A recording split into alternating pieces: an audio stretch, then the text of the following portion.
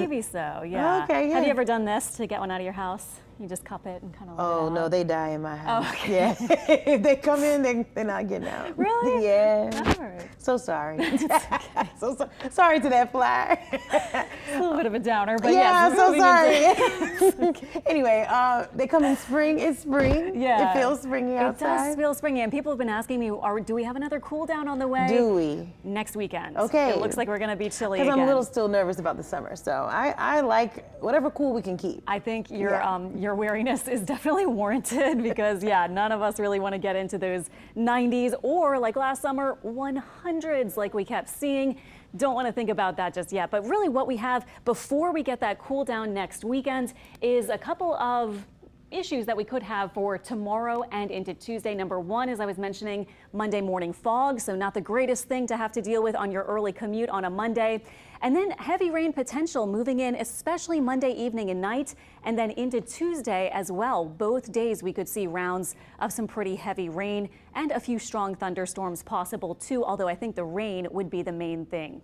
Looking outside right now, though, it was such a nice day. We had the fog for sure, a kind of gray, overcast, foggy start. And then we saw the sun come out in the afternoon. Temperatures made it all the way into the 70s, and our winds are not very strong right now, and mainly they've been coming in from the south, bringing in more moisture. Our visibility fine, but again, tonight and through tomorrow, we're looking for another dense fog advisory, 9 p.m. this evening, all the way through 10 o'clock tomorrow morning, as we see that moisture at the surface and our temperatures start to cool down, and that can often cause that fog to form overnight and early in the morning.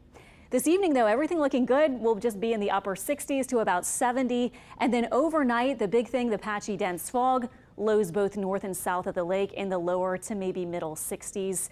And then tomorrow on your Monday, after the fog, we're warm and humid. We're making it to upper 70s likely for highs.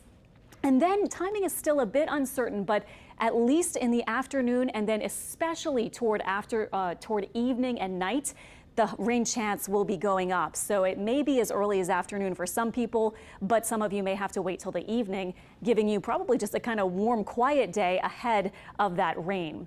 7 a.m. tomorrow, we're starting with the potential for fog. We have some clouds, and then this model is one of the earlier ones. This has the rain moving in around 3 p.m. already Monday afternoon. Some of it could be a bit heavy, but actually this model has it kind of reasonable, not the entire afternoon and evening. 6 p.m., some rain around, and then into Monday night, we continue with a chance for at least a bit of scattered rain. And this is partly because of a disturbance racing over us, plus all the moisture that we've seen adding up in the atmosphere.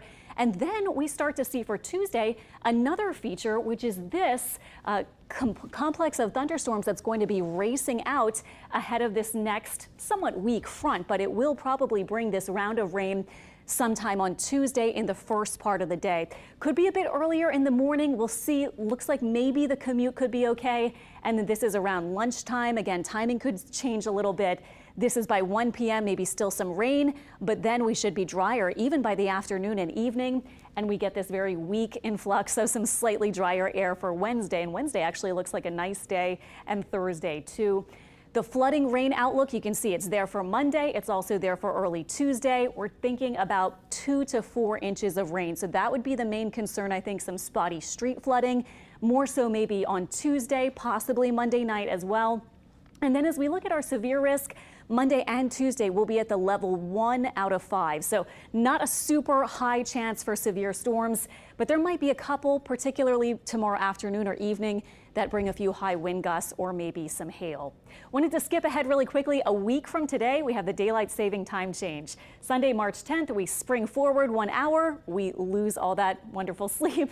And tomorrow sunrise is at 6:23, sunset right at 6 p.m. or so. But for next weekend, next Sunday, we'll have sunrise at 7:15 and sunset at 7:05 p.m. So a lot of people like that, to have that extra hour of daylight in the evening. Not sure if it's worth that hour of sleep, but anyway, what I think doesn't matter. 7-day forecast shows those temperatures going back up at the end of the week. Another round of rain, maybe an inch or less expected Friday. And then look at next weekend. There's that cool down just in time for that daylight saving time change on Sunday.